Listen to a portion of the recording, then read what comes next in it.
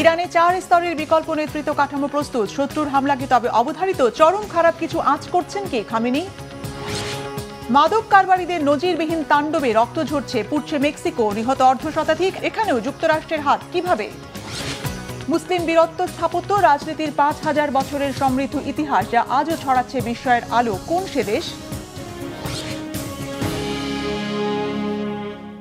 আসসালামু আলাইকুম, দেখছিলেন Bangla vision world news headline.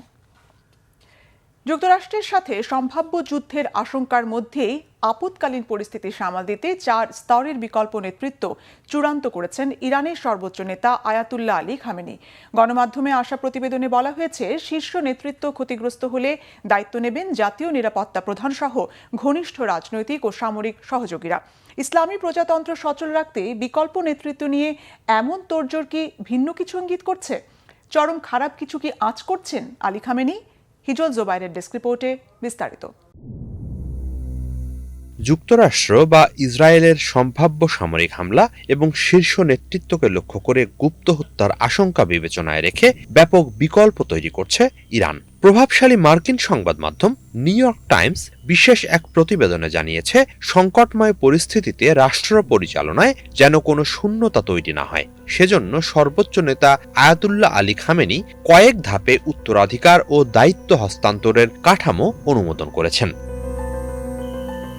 তেহরানের নিরাপত্তা ও সামরিক মহলের একাধিক সূত্রের বরাতে জানানো হয়েছে, শাসন ব্যবস্থার ধারাবাহিকতা রক্ষায় গুরুত্বপূর্ণ পদগুলোতে আগাম বিকল্প তালিকা প্রস্তুত রাখা হয়েছে। খামেনির সরাসরি নিয়োগপ্রাপ্ত সামরিক ও বেসামরিক কর্মকর্তাদের ক্ষেত্রে 4 স্তরের উত্তরসূরি নির্ধারণ করা হয়েছে। অর্থাৎ কোনো কর্মকর্তা নিহত, আহত বা দায়িত্ব পালনে অক্ষম হলে তাৎক্ষণিকভাবে কে দায়িত্ব নেবেন তার পরবর্তী 3 ধাপ পর্যন্ত নাম চূড়ান্ত রয়েছে। শুধু কেন্দ্রীয় পর্যায়েই নয়, উচ্চপদস্থ কর্মকর্তাদের নিজেদের ক্ষেত্রেও একই ধরনের প্রস্তুতি নিতে বলা হয়েছে। প্রত্যেককে অন্তত 4 জন সম্ভাব্য বিকল্পের নাম নির্ধারণ করে রাখতে নির্দেশ দেওয়া হয়েছে, যাতে যে কোনো পরিস্থিতিতে প্রশাসনিক ও সামরিক সিদ্ধান্ত গ্রহণ প্রক্রিয়া থেমে না যায়। এই বহুমাত্রিক পরিকল্পনার লক্ষ্য হল রাষ্ট্রের কমান্ড চেইন অক্ষুণ্ণ রাখা এবং বিভ্রান্তি বা ক্ষমতার দ্বন্দ্ব এড়িয়ে দ্রুত সিদ্ধান্ত নিশ্চিত করা। প্রতিবেদনে আরও উল্লেখ করা হয়, যদি খামেনির সঙ্গে যোগাযোগ সম্পূর্ণ বিচ্ছিন্ন হয়ে পড়ে বা তিনি হামলার শিকার হন, সেক্ষেত্রে একদল বিশ্বস্ত রাজনৈতিক ও সামরিক ব্যক্তিত্ব অস্থায়ীভাবে দেশের দায়িত্ব নেবেন। এই কাঠামোতে জাতীয় নিরাপত্তা ব্যবস্থার শীর্ষ পর্যায়ের ভূমিকা বিশেষ গুরুত্ব পাচ্ছে। বর্তমানে সুপ্রিম ন্যাশনাল সিকিউরিটি কাউন্সিলের সেক্রেটারি আলী লারিজানি সংকটকালে সমন্বয়কারী হিসেবে বড় ভূমিকা রাখতে পারেন বলে জানিয়েছে নিউ ইয়র্ক টাইমস। নিরাপত্তা ও পররাষ্ট্রনীতির কৌশলগত দিক নির্দেশনা নির্ধারণকারী এই কাউন্সিলে গুরুত্বপূর্ণ অবস্থানে থাকায় লারিজানির প্রভাব তুলনামূলক বেশি। ইরানের সাংবিধানিক কাঠামো অনুযায়ী সর্বোচ্চ নেতার পদে অধিষ্ঠিত হতে হলে জ্যেষ্ঠ শিয়া আলেম হওয়া আবশ্যক। ফলে লারিজানি সরাসরি সেই দৌড়ে না থাকলেও শীর্ষ নেতৃত্বে বড় ধরনের শূন্যতা তৈরি হলে প্রশাসনিক নেতৃত্বে তিনি অন্যতম প্রধান মুখ হয়ে উঠতে পারেন। সম্ভাব্য নেতৃত্বের আলোচনায় পার্লামেন্টের স্পিকার মোহাম্মদ বাঘের গালিবাফ ও সাবেক প্রেসিডেন্ট হাসান রুহানির নামও বিভিন্ন মহলে উচ্চারিত হচ্ছে।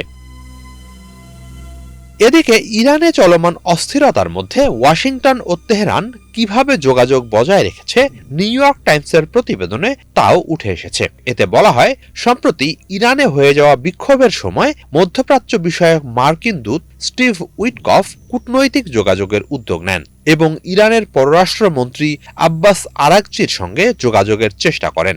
আরাগচি তখন উইটকফের সঙ্গে যোগাযোগ চালিয়ে যাওয়ার অনুমতির জন্য প্রেসিডেন্ট মাসুদ পেজেশকিয়ানের কাছে অনুরোধ জানিয়েছিলেন। তবে পেজেশকিয়ান তাকে সরাসরি লারিজানির কাছ থেকে অনুমতি নিতে বলেছিলেন, যা থেকে লারিজানির বর্তমান প্রভাব ও ভূমিকার বিষয়টি স্পষ্ট হয়।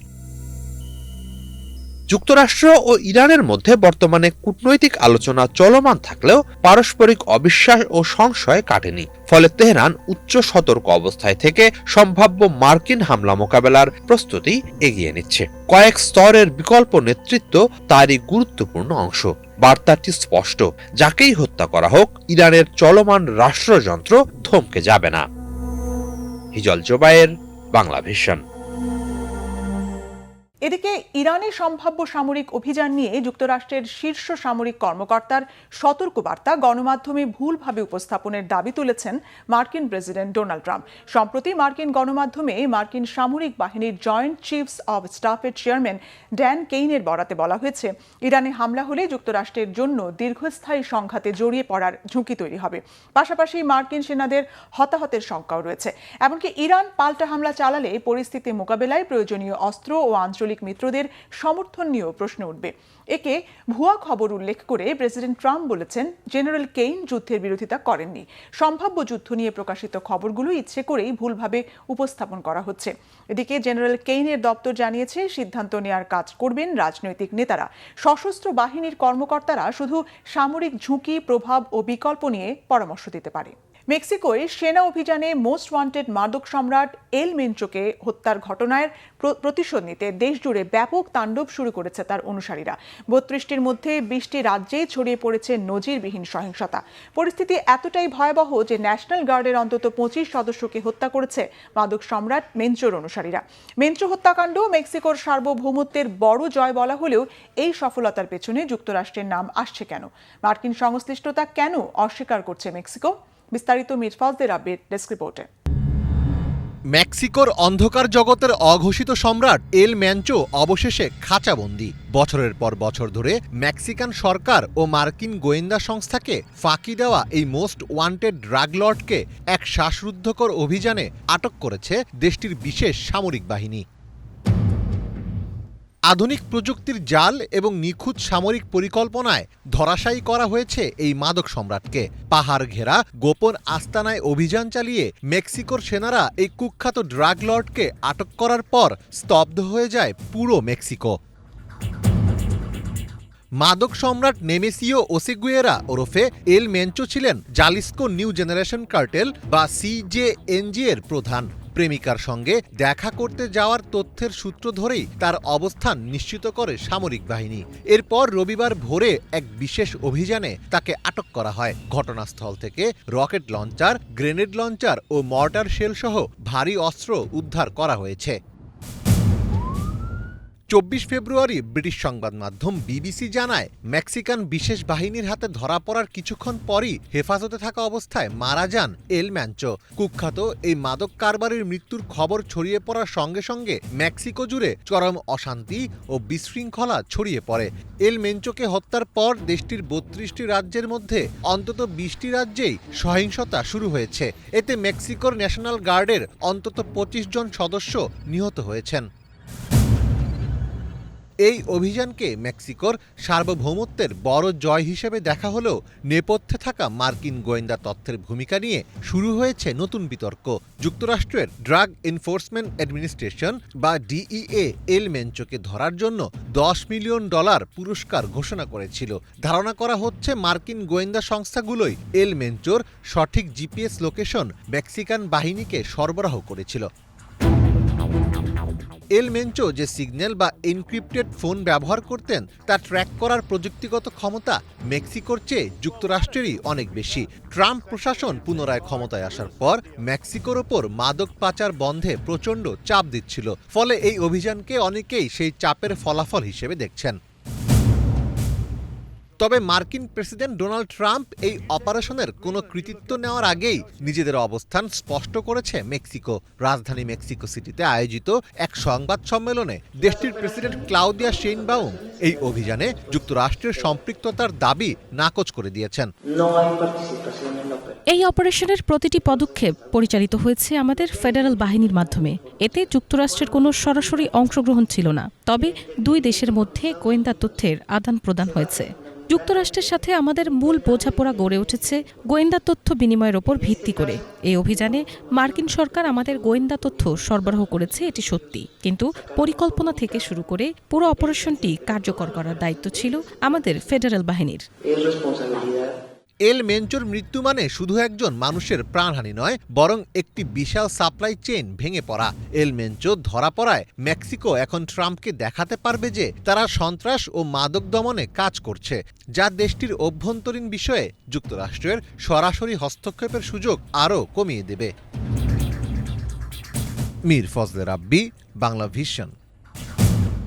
4 পেরিয়ে 5 বছরে গড়ালো রাশিয়া ইউক্রেন যুদ্ধ। মার্কিন প্রেসিডেন্ট ডোনাল্ড ট্রাম্প আর ইউরোপীয় দেশগুলোর হুমকি আর কূটনীতির শত চেষ্টায়ও থামেনি সংঘাত, আসেনি প্রত্যাশিত শান্তি। বিশ্লেষকদের মতে যুদ্ধবিরতি প্রক্রিয়ায় বাধার দেয়াল তৈরি করছে মস্কো আর কিয়েভের পাল্টাপাল্টি শর্তারোপ, যা ক্রমেই কঠিন করে তুলছে শান্তি স্থাপনের সম্ভাবনা, যার চরম মাশুল দিচ্ছে নিরস্ত্র সাধারণ জনতা। বিস্তারিত সানজিদা ইসলামের ডেস্ক রিপোর্টে। 11 থেকে 14 লাখ রুশ নাগরিক হতাহত হয়েছে গেল 4 বছরে, আর একই সময়ে ইউক্রেনে হতাহতের সংখ্যা 6 লাখের বেশি। এটি 2022 সালের 24 ফেব্রুয়ারি থেকে শুরু হওয়া রাশিয়া ইউক্রেন যুদ্ধে হতাহতের সংখ্যা।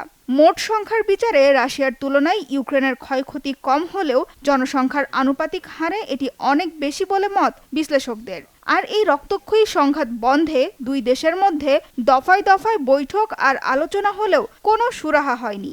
এমনকি মার্কিন প্রেসিডেন্ট ডোনাল্ড ট্রাম্পও বেশ কয়েকবার যুদ্ধ বন্ধের উদ্যোগ নিয়েও ব্যর্থ হয়েছেন। কোনোভাবেই যুদ্ধবিরতির বিষয়ে একমত হতে পারছে না রাশিয়া ইউক্রেন। কেন এত চেষ্টার পরেও সমঝোতায় আসতে পারছে না দুই দেশ? রাশিয়া ইউক্রেনের যুদ্ধবিরতি কি আদৌ সম্ভব? সমঝোতায় পৌঁছাতে না পারার কারণ হিসেবে দুই পক্ষের অনড় অবস্থানকে দায়ী করেছেন বিশ্লেষকরা। ইউক্রেনের গুরুত্বপূর্ণ শিল্পাঞ্চল ডনবাসের দোনেৎস্ক এলাকা দখল নিতে চান রুশ প্রেসিডেন্ট ভ্লাদিমির পুতিন। তবে 4 বছরেও দোনেৎস্ক পুরোপুরি দখল করতে পারেনি রাশিয়া। একই সাথে রুশ প্রেসিডেন্ট ভ্লাদিমির পুতিন সাফ জানিয়ে দিয়েছেন কোনোভাবেই ন্যাটোতে যোগ দিতে পারবে না ইউক্রেন।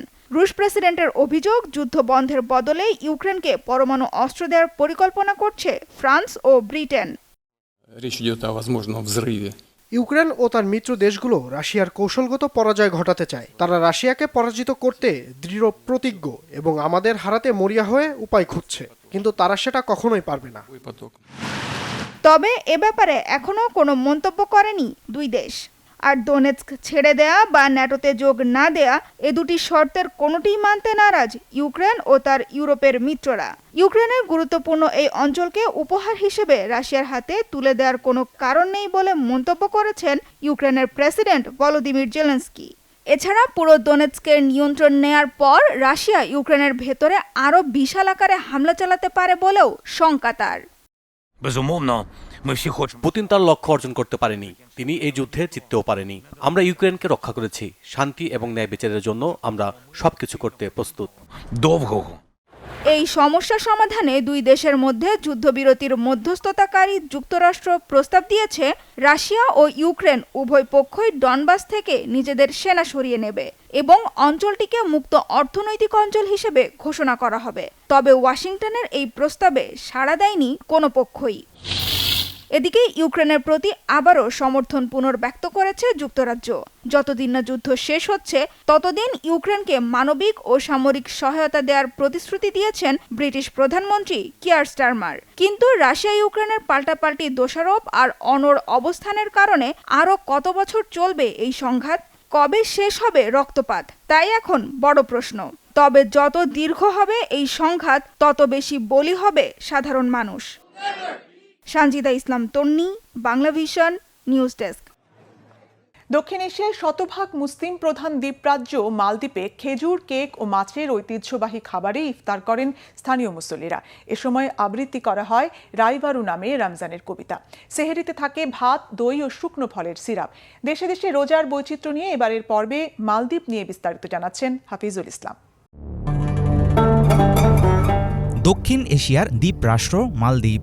সাগরে ভাসমান দেশটির শতভাগ নাগরিক মুসলমান। প্রাচীনকাল থেকে ইসলামের সুশীতল ছায়ায় থাকা দ্বীপটিতে পবিত্র মাহে রমজান পালিত হয় ধর্মীয় নিয়ম ও স্থানীয় ঐতিহ্যের মধ্য দিয়ে। খেজুর দিয়ে রোজা ভাঙেন এখানকার মুসলমানরা। ইফতারকে এখানে বলা হয় রোয়াদা ভিলান নামে। দস্তরখানে থাকে মাছ দিয়ে তৈরি কেক, উলাহি বোয়াকিবা, ময়দা দিয়ে বানানো কেক ফনি বোয়াকিবা ও মাছের তৈরি ফিশ বল গুলহা। ইফতারের পদগুলোর মধ্যে আছে creamy coconut rice pudding, tuna মাছের তৈরি আইটেম গারুদিয়া, বাকরখানির মতো মাছ রশি, স্পাইসি আলু ও টুনা কাটলেট। এই অঞ্চলের খাবারে প্রাধান্য পায় সামুদ্রিক মাছ। মালদ্বীপবাসীদের কাছে জনপ্রিয় আরেকটি খাবারের নাম থারিদ। ভাত, খাসি অথবা গরুর মাংসের সাথে শুকনো রুটি সহকারে পরিবেশন করা হয় এই আরবীয় খাবার। কখনো থাকে চুলায় রান্না করা মশলাদার মাছ ও মাংসের ট্যানিন। সেহরিতে মাছের টুকরো দিয়ে ভাপানো ভাত খান অনেকে, আবার কেউ কেউ খায় দই, চিনি, গম এবং শুকনো ফল দিয়ে সিরাপ। মালদ্বীপের প্রধান ফল নারকেল, তাই খাবারেও থাকে সেটার প্রভাব। প্রাচীনকাল থেকে মালদ্বীপে মুসলমানদের মাঝে প্রচলিত আছে রাইভারু নামের রমজানের কবিতা আবৃত্তির সংস্কৃতি। ইফতারের পর সুর করে কিছু ধর্মীয় শ্লোক পড়েন মুসল্লিরা। রমজানের আগে এখানকার ঘরবাড়িতে নতুন রং করা মালদ্বীপের পুরনো ঐতিহ্য। পর্যটন নির্ভর দেশ মালদ্বীপ, কিন্তু রমজানে দিনের বেলায় প্রকাশ্যে খাওয়ার বিষয়ে আছে বিধিনিষেধ। তবে অমুসলিম পর্যটক কিংবা ভিন্ন ধর্মের মানুষজন চাইলে খেতে পারেন নিজেদের ঘরে কিংবা হোটেলে।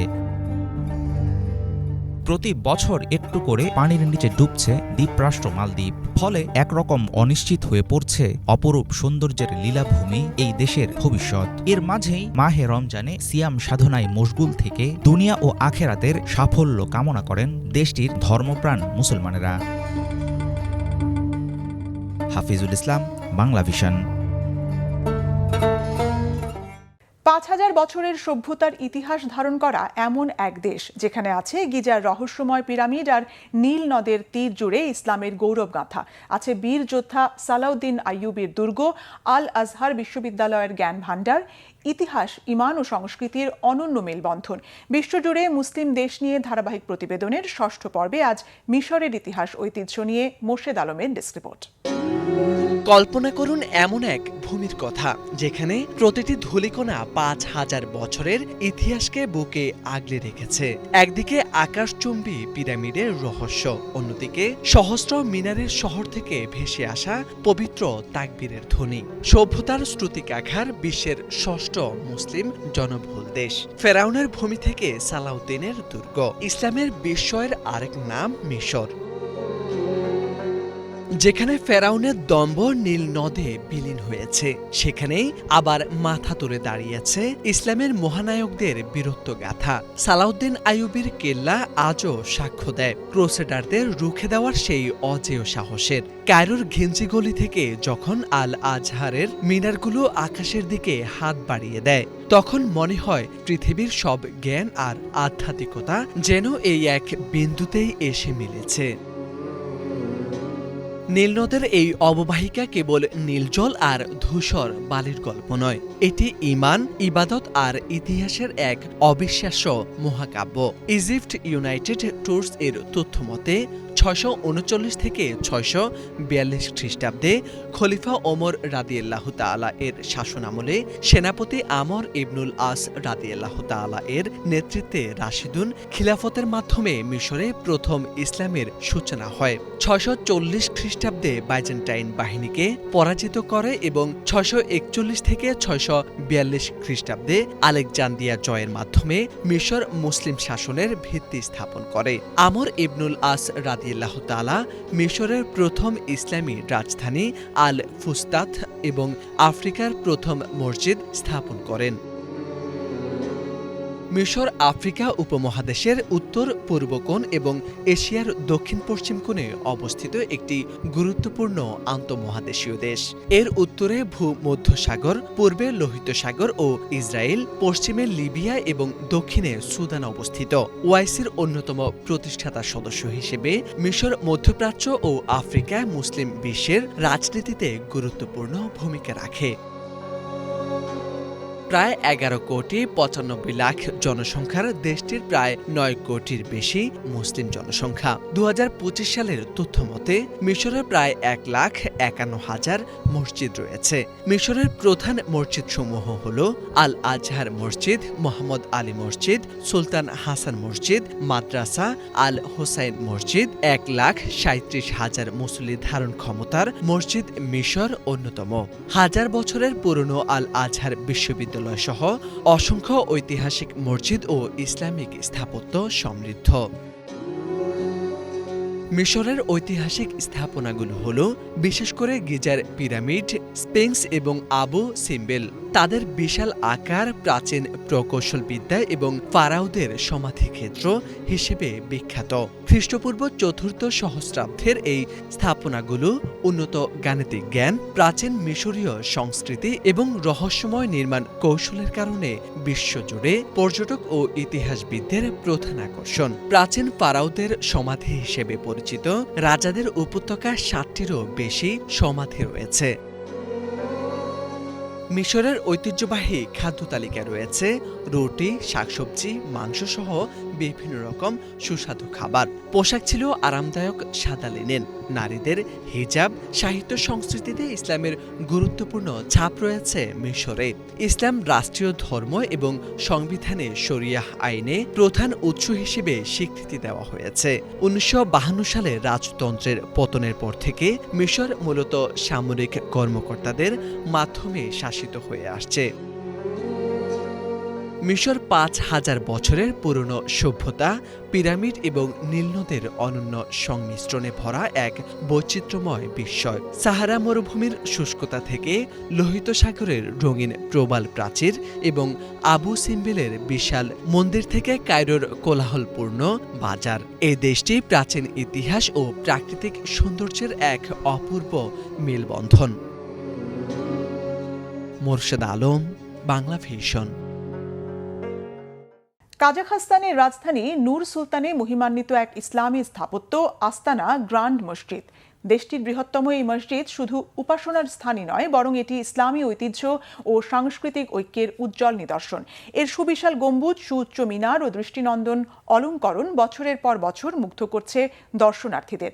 রমজানের বিশেষ আয়োজন দেশে দেশে মসজিদের আজকের পর্বে থাকছে আস্তানা গ্র্যান্ড মসজিদ।